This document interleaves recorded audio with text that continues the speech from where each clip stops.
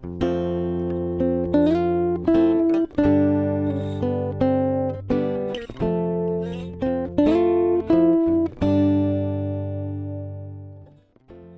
this is 2 Minutes About Time with Luke Allen and Robert E.G. Black, the podcast that takes a look at the film About Time 2 minutes at a time.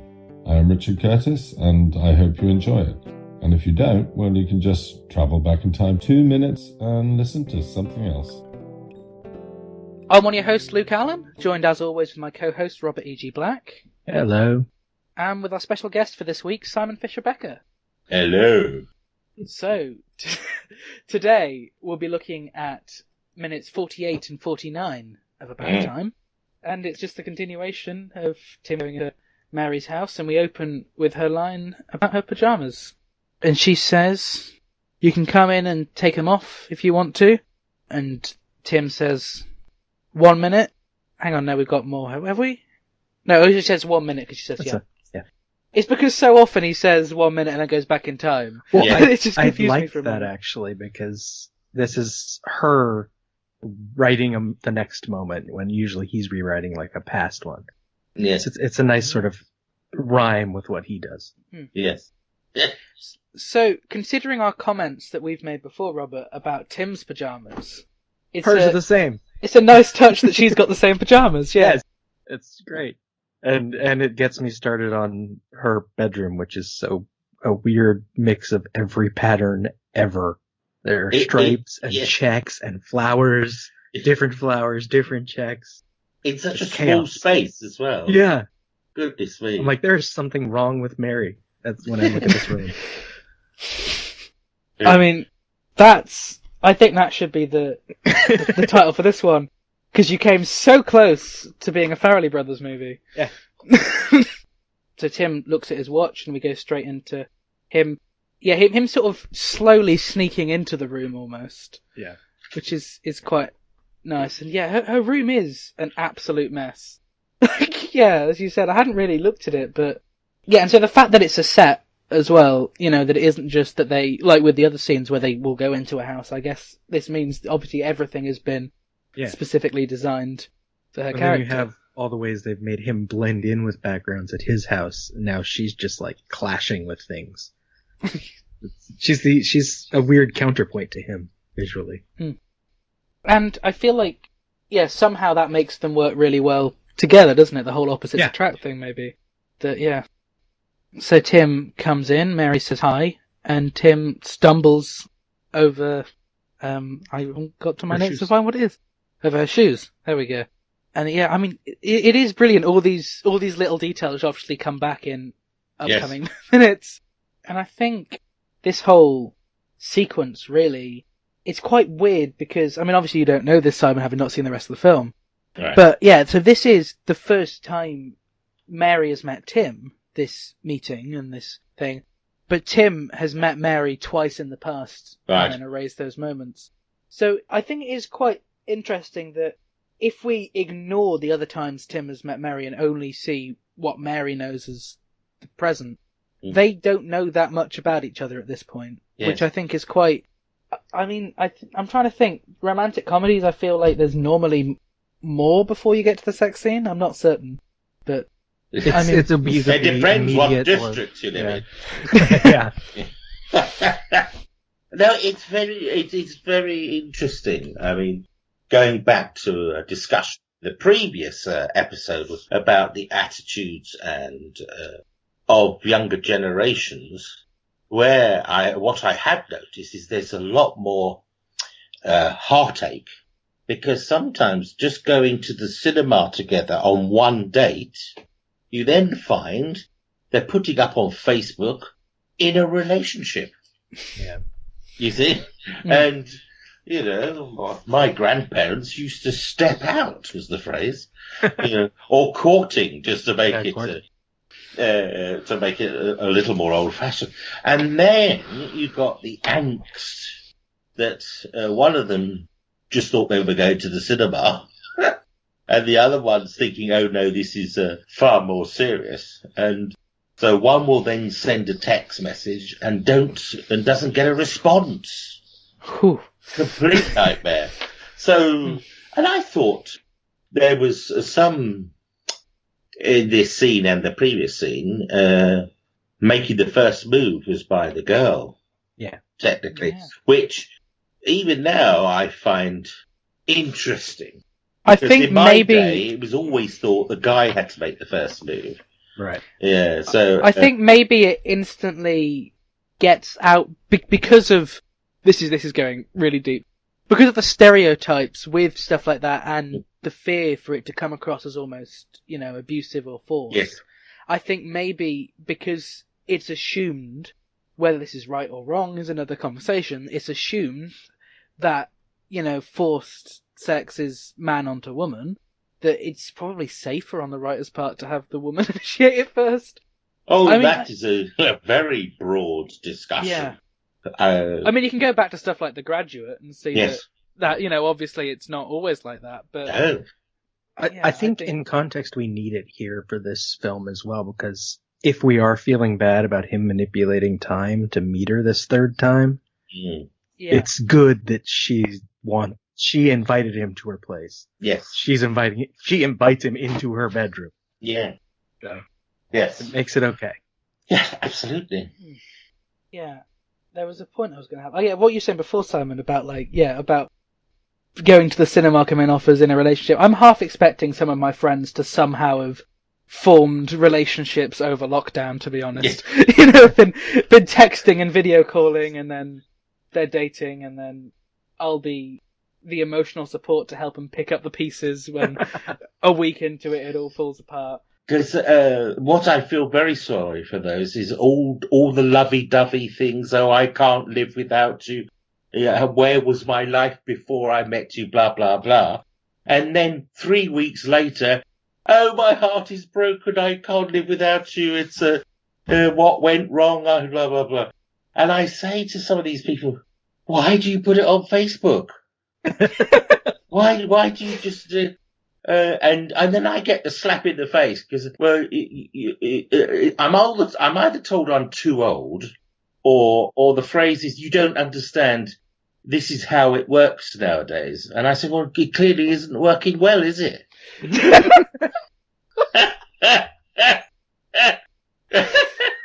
Oh, dear. I feel like the outsider in my generation. That I'm not someone who's even been in any relationship, be it go out to the cinema with anyone or anything like that, in that way, which is, play the violin music here.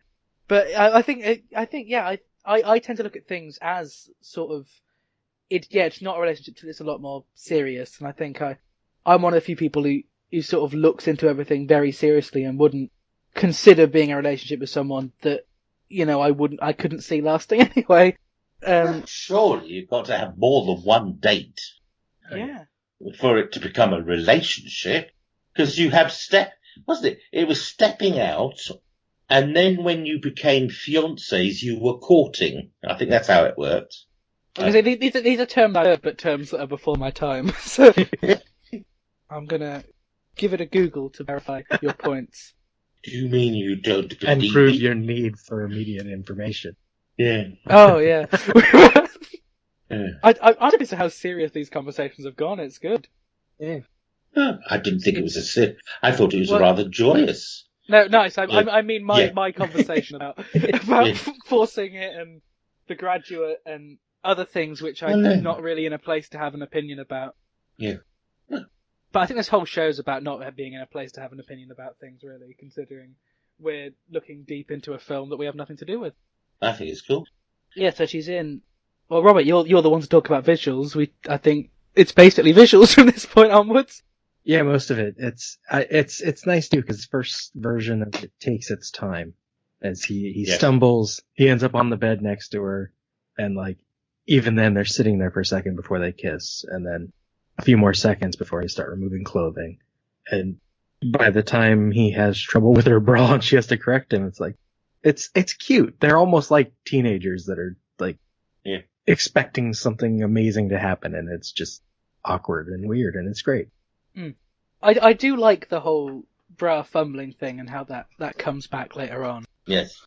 which we've got in the next minute. I mean, do we go straight on to the next minute, or is there stuff to say about this one? Because once again, it's one which carries on quite well into the next minute. Yeah, I'd say just go on.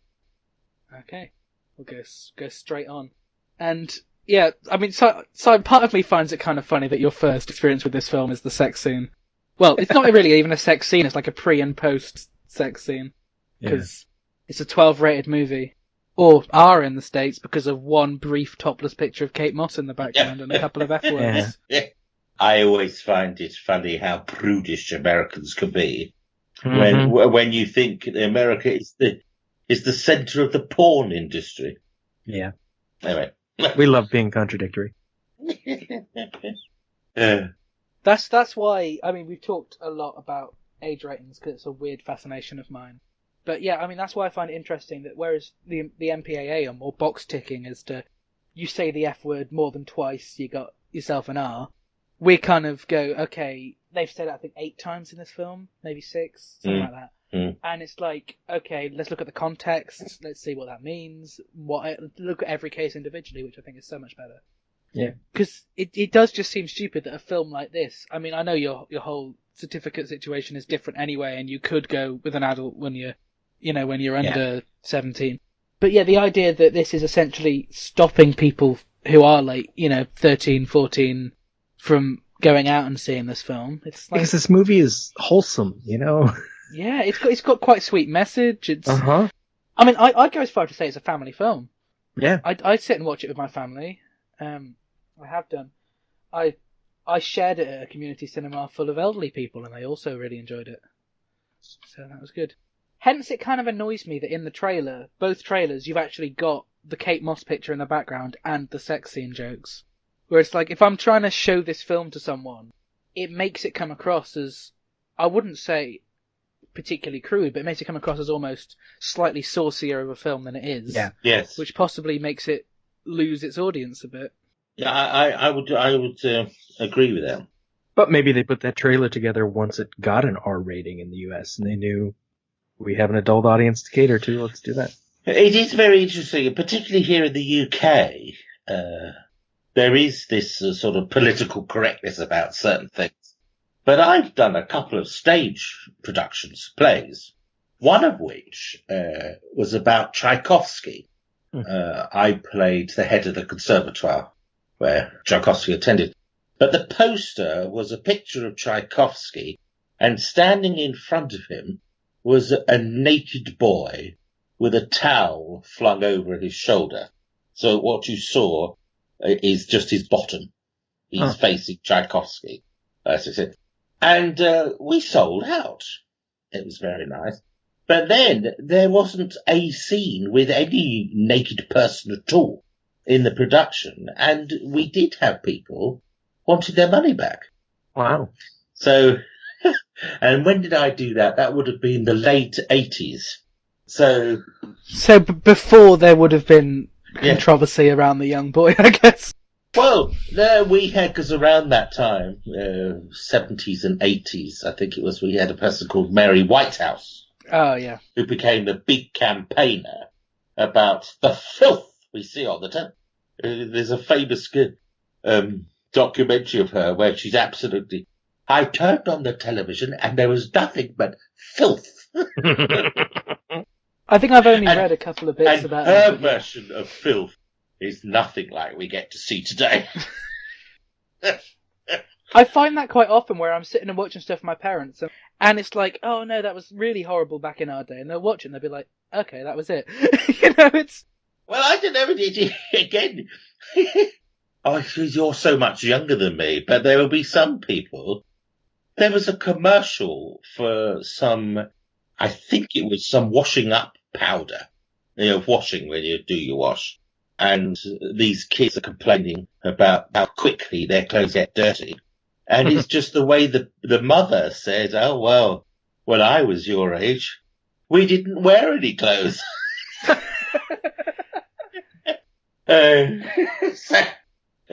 Giving reference to Woodstock and the like, you see. Yeah. So it is interesting how things change. And I think it is quite interesting, when you look at like the freedom of the 60s compared to how censored everything had to be in the 70s and 80s. Like, it is an interesting thing which I'm reading a lot onto. Like, I mean, I love reading about when I hear a film is controversial. I find that fascinating because so much of the time, you look at it now and go, okay, really? Yes. Yeah. I think sometimes I do ask, is it necessary to have some sort of scene? But particularly with historical things, nakedness was not frowned upon. Right. You know, and even attitudes towards homosexuality were different in more when we go back hundreds and hundreds of years. So there is that aspect to it. So I can understand something set in ancient Rome. You will see more flesh. Yeah. But then there are other times I look at a film and I think, you've just put this in just for a bit of titillation. There is no reason for it at all. And then that I do find debasing. But there we go. But I also put my hands up when there's an announcement and it says, this film will contain, bad language, what's it? Bad language, adult situation. Yeah, and yes. And scenes of an adult nature. Yeah. Then I'm sitting there thinking, excellent, right? Where's my cup of tea?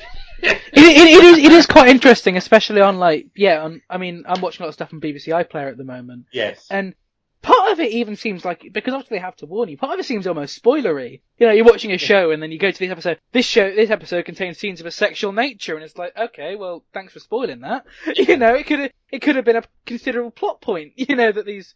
I get obviously why they have to warn that stuff, and I mean it's odd because things could be. BBC iPlayer is a weird thing anyway. Yes. Because the only certificate they've got is 16. Right. So things that would be rated 18 that air on the BBC, you go on iPlayer and ask you, are you 16 or older? Oh, and all you have to do is click a button. Yeah. So an 8-year-old who can read could click that button. And as far as I'm aware, it doesn't block it when you're under that age. Like Yeah. I had an account when I was like 13 or something. And it just changed from, are you age 16 or over, to, do you have permission? Right. And I don't know whether you can set up passwords or whatever, because I was the goody two shows who went off and got permission, or didn't, and then didn't watch it. But yeah, it's intriguing. And yeah, the whole censorship period is fascinating, really, to look at different things. And now it's so rare that a film gets banned or controversial. I'm very uncomfortable with any form of censorship, really. I think it's parental control. There are those who say, well, some parents aren't good controllers, but then that means one set of people is setting a moral standard for other sets of people, and that's questionable. Don't get me wrong, I'm not saying that it should be a whole immoral society, but I do think some controls are unnecessary. Yeah, no, I definitely see that. And there needs to be it's enough to say these things, and obviously it's not looking into it in a general way, but I mean, even down to YouTube, like, the parental controls on that are awful. Like, it blocks so many videos that are fine, and keeps videos that aren't, and it's like, because for a while I thought, you know what, I'm just going to be safe on YouTube and block inappropriate content, and then I couldn't even watch my own videos. Yes. It was stupid. Yes. And you can't check the comments, you can't do half these things, and I get why, and I know they've got like YouTube Kids and stuff like that now, but I feel like it would be nice if somehow there could be more layers to content, because YouTube's fine for the most part, but I think rather than just is it safe for kids, is it not safe for kids, as the two options, maybe if you could sort of fit in your target audience, because I'd imagine, for the most part, obviously not entirely, if people are putting adult content on there, they're often willing to say it's adult content. Yes. Yeah. I don't think many people are going out of their way going, okay, we're going to put porn on YouTube and make it appropriate, make it so kids can watch it, because, it's not the way that most people are. An issue I had with Facebook, actually, some years ago, I was being trolled. And so I thought the way I'd stand up to it is I would name them. Because although their Facebook name, it was different from who I knew they were. So I just typed up something and said, I know who you are, Fred Blogs, you see. And it got removed. So the aggressor can say horrible things, but I can't name the aggressor. I watch a lot of scam baiting videos and stuff on YouTube because I just find it fascinating. Yes. And when they track down, call center scammers or stuff like that and have their names and their pictures, YouTube makes them blur it out and censor it. Yeah. But these channels tend to get past it and say, visit my website, to find out who they are. But it is kind of like, these are people who are criminals. Yes. And you're not allowed to show their face without their permission. I know. There we go. La-di-da. Yeah. I didn't think we'd be having this conversation. It's great. So, yeah. We go into minute 49. She says it's a front opener. Tim says it's a what? It opens from the front. Yeah, of course. Thanks. Yes. Mary, sure. Oh, well done. I do like that little congratulation. Yeah, and then we flash to them lying on the bed, shot from above, wherein Richard Curtis said it was one of the few times where he was so certain he wanted that shot that he didn't go for any other shot or any other angle. I thought it was excellent, actually. Mm-hmm. And it says everything without being too gratuitous. Yeah, the three versions of this are so much better than if we watched them have sex. Yeah. And even to the extent of them not showing any nudity, even to the kind of it does feel to me sometimes that the way that Rachel McAdams moves is almost like she's being careful not to. I don't know if you got that. It seems very much like stay within this. And the camera's behind boundary. Her just to be sure. Yeah, I think it's nicer. It makes it more awkward at first, which is obviously what they want. And there's something more sweet about not showing it. It would have got so gratuitous if they had shown it. Yeah. You look to Richard Curtis films, the only sex scene I can think of, I could be completely wrong. You've got the tall guy, but that was so early on in his career that I'm not even counting that.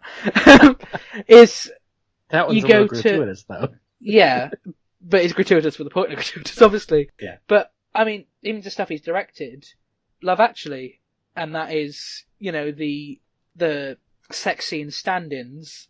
Oh, yeah. Doing that. And obviously the point of that is that it's over the top, and that's the gag. So I think Richard Curtis almost as a way to keep us. It can be done right, but to keep us invested in their romance, sort of, I think not showing the sex scene makes it better because you're seeing them as people, not as sexual objects.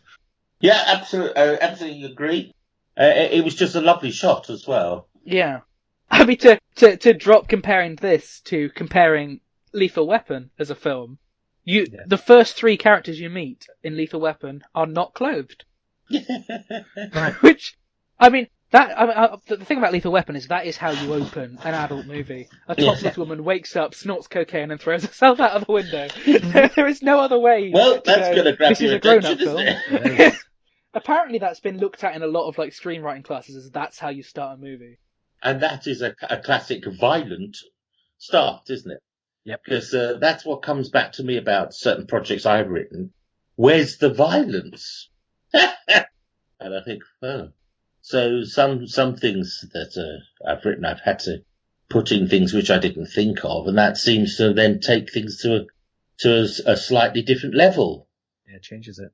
It's strange, and yet people are saying, we can't have sex and violence on telly, and then the first thing you're told, where's the sex and violence? Yeah, I'm noticing that, even just when I'm planning the series I'm writing at the moment. Yes. Which, I might as well tell you, I'll cut this out. Basically,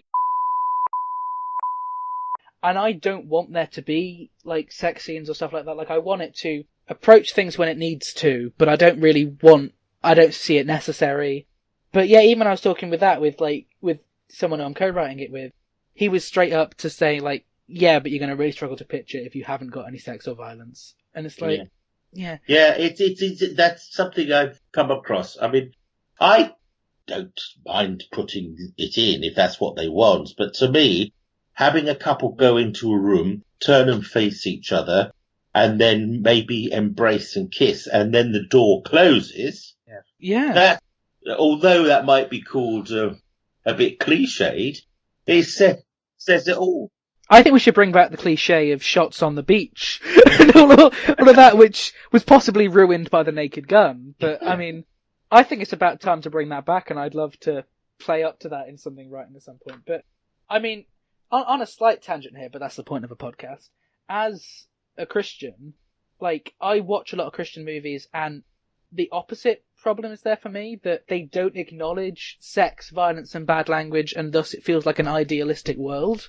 And I think my aim in life as a filmmaker and as a Christian is to make a Christian film that actually acknowledges this is what the world is like in order to tell the story first. The best one I can think of is Machine Gun Preacher, and I don't even know if that really counts. I don't know it.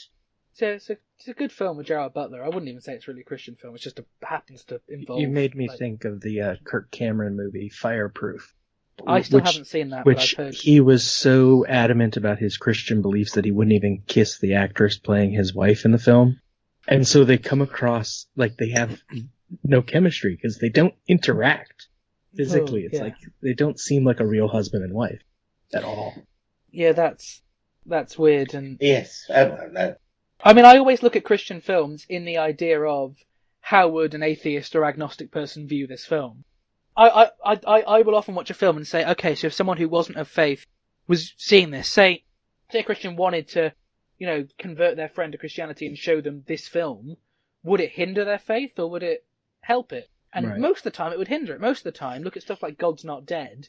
They go, atheists are bad people and evil and all that's wrong in the world. Because when you're trying to persuade someone to go your way by showing them that everything they do is wrong and evil is, of course, the perfect place to start. It's so...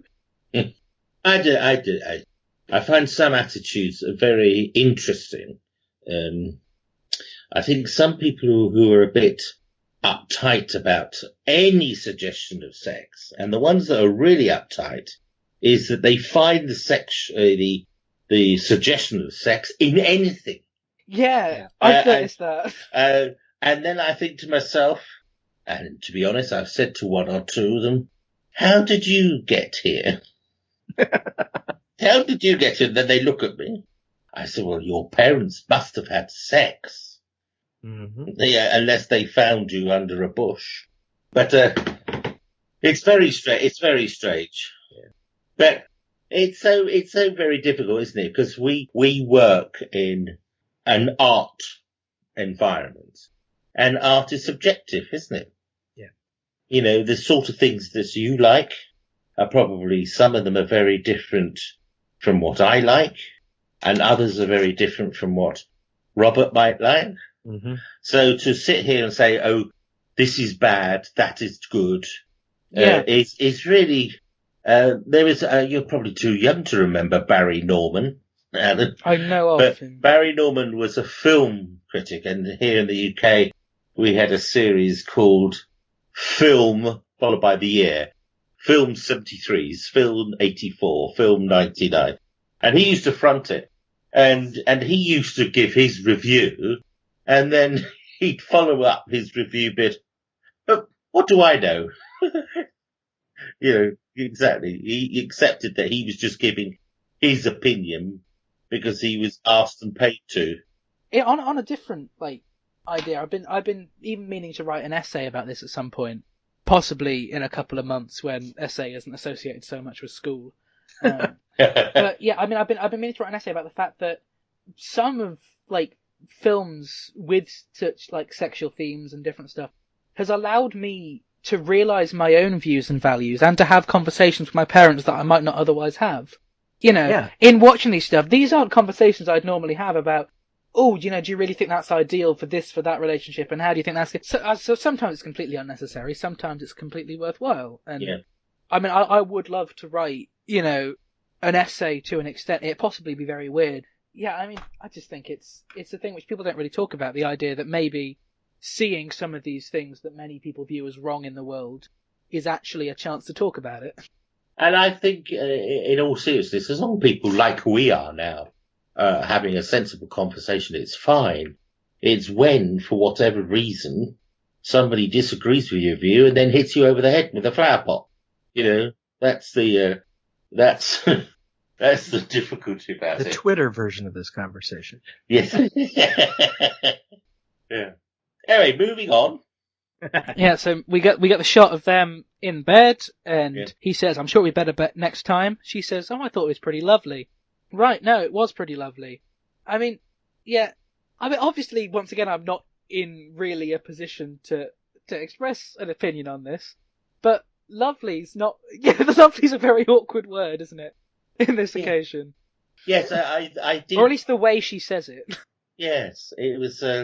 You couldn't work out whether she was trying to let him down gently, right, or whether that was just the term she could think of, and that it really was lovely, rather than saying, "Right, that was real cool, man." Yeah. So he says, "In fact, could you just give me a minute?" Yes. And he scrambles out of the bed. We get the sound effect, which is often a sound effect we'd hear when we actually see him go into the cupboard and flashback, but obviously it's so known to the viewers when they see the whole film that that's what he's doing, that we don't need to see him do it every time. I guess as much as the TARDIS noise, really, you know what's going on. You don't always need to see it appearing and disappearing to know that's what's happening. And incidentally, when we've talked about this before, obviously Richard Curtis has written time travel before with Blackadder and Doctor Who. Yes. I mean, his one episode of Doctor Who is incredible. It was only a couple of episodes before your one, wasn't it? Your first appearance. Yes, I think it was, yes. Yeah. There's some very good writers for Doctor Who. I know some people criticise some writers, but for the series I was in, I thought it was excellent. I really liked those, because you were series 5 and 7, were you? 5 and 6. 5 and 6. Mm-hmm. Yeah, it was 6. Yeah, I always get 6 and 7. The Pandorica opens, The Good Man Goes to War and The Wedding of River Song.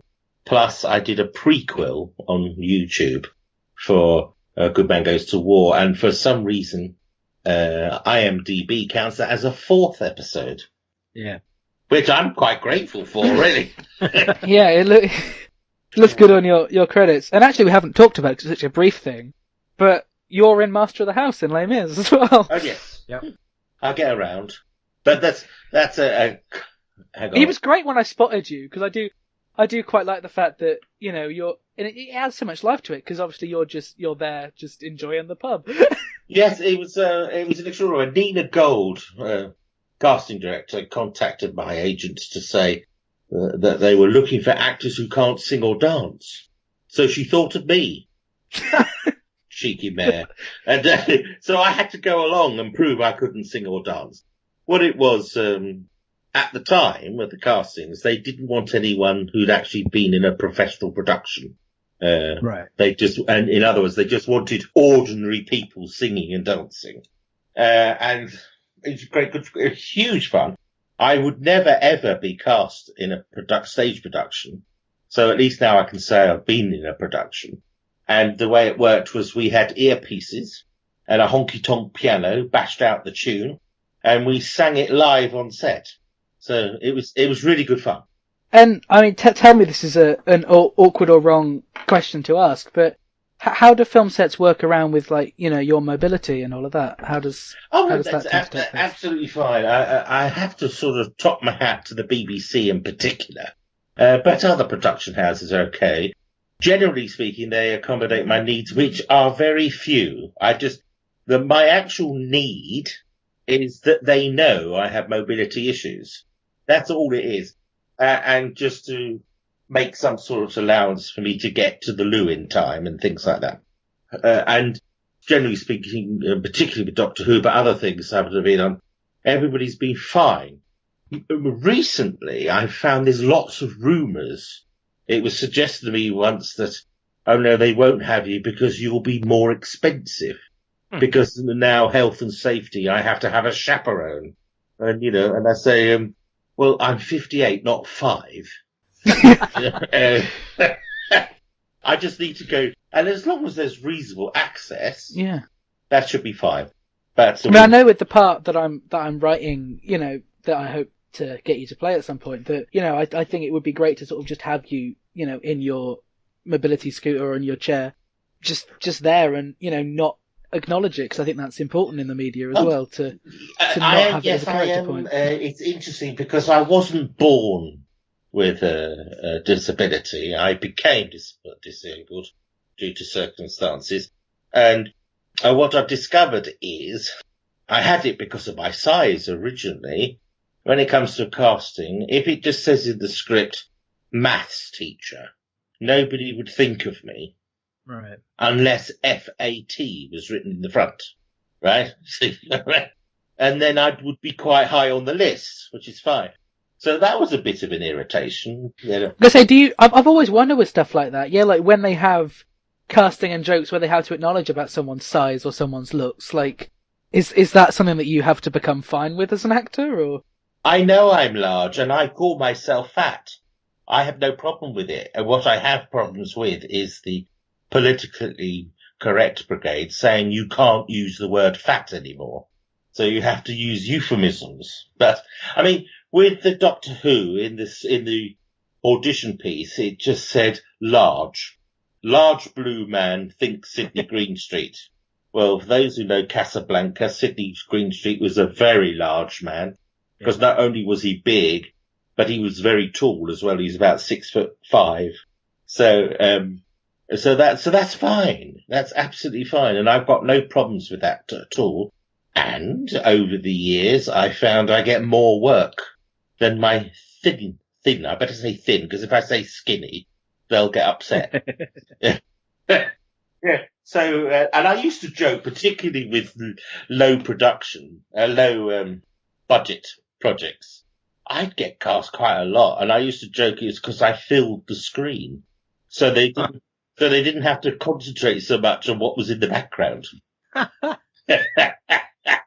It's all pluses and minuses. I was bullied intensely as a child because of my size. So I object now to the fact that I can't call myself a fat person. And I mean, I do like the fact that even to talk about, we talked about gratuitous nudity and language and all of that stuff. Like, even in your book, there's only brief moments of bad language, and that is with the context of, the verbal abuse that you were having, I think. Yes, and, I get it, yes. And I think that worked perfectly, because I read it when I was 12 or 13. Oh dear. And, yeah, I mean, obviously it was a shock, but it did the effect. It was, oh, okay, that's... Yeah. Okay, yes. There's less vulgarity in the second book.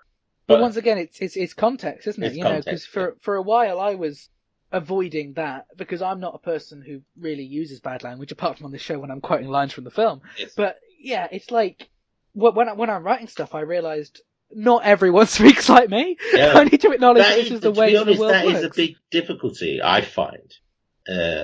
Because when I'm I have lots of experiences, so I've got the ideas, but it's trying to make it interesting on the page and trying to get it to link and have the arc in the story.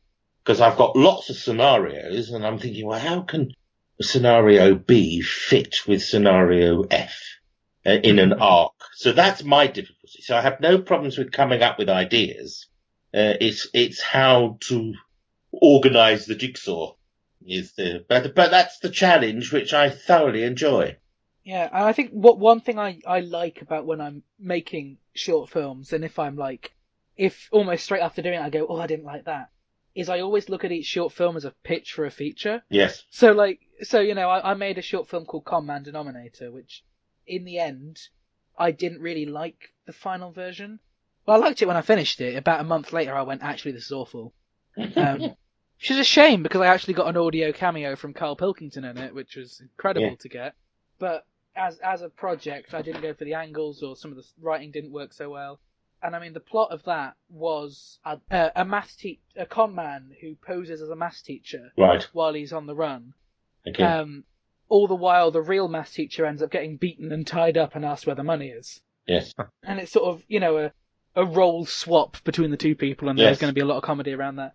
But I had so many ideas almost for a feature that turning it into a short film, there were just sort of half-finished ideas, which, made it into the script which would have taken a simple proofread, which obviously, I put a lot more effort into now.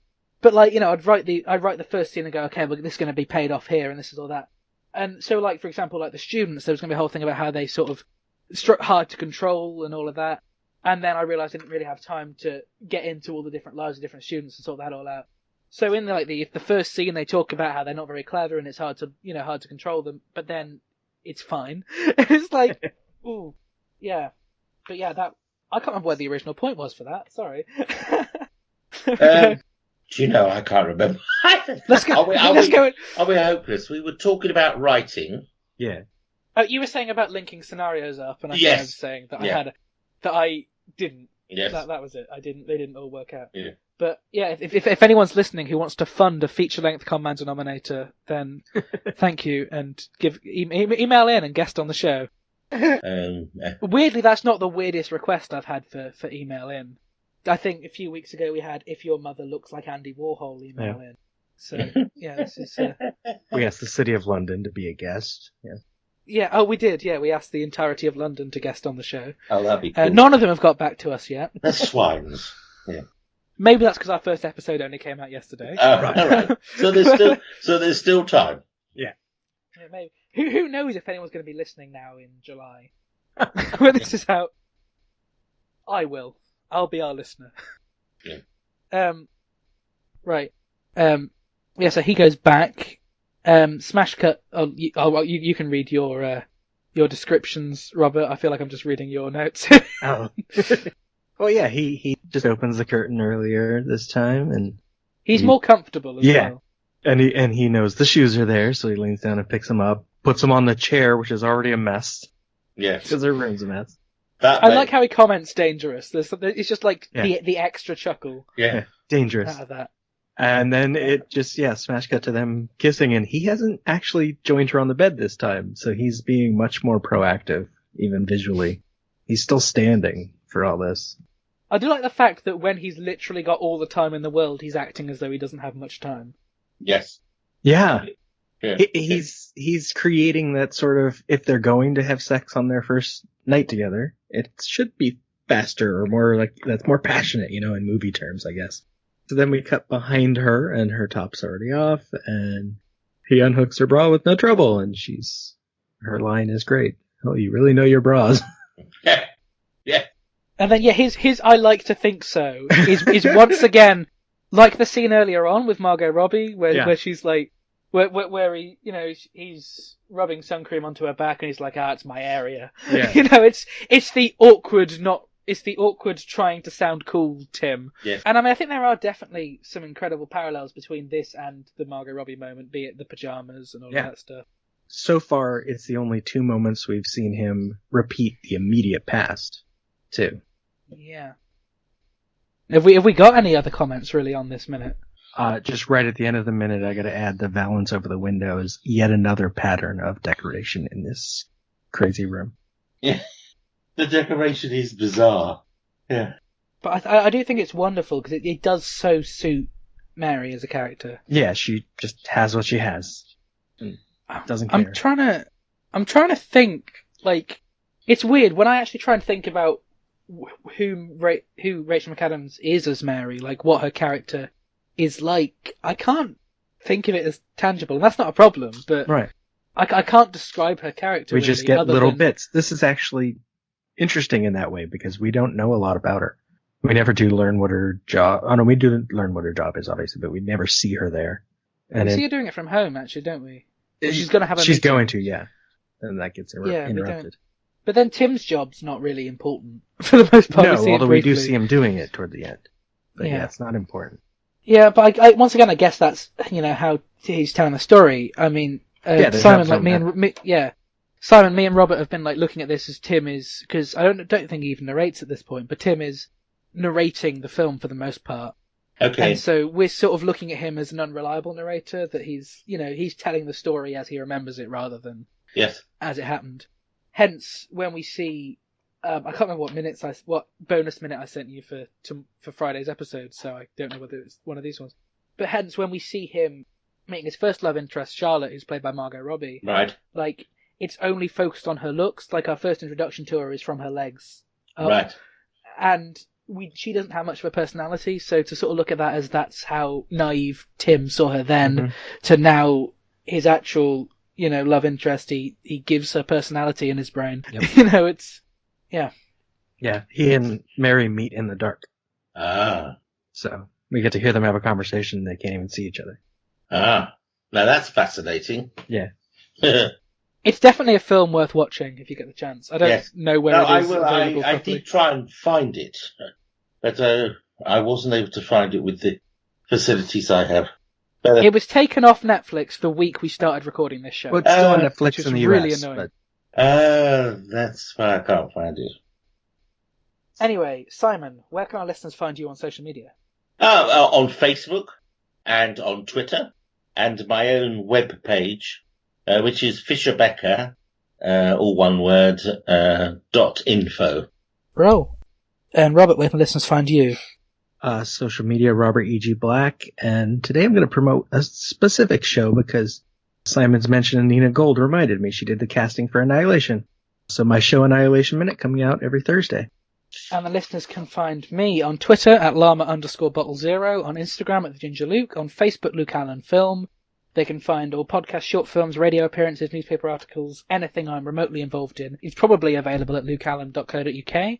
And this podcast available on Facebook, Twitter and Instagram at 2 Mins About Time. And they can join our Facebook group to discuss all things this podcast and About Time, and any other tangents they want to have, because hey-ho, that's the way this show works, in our Facebook group, The Cupboard.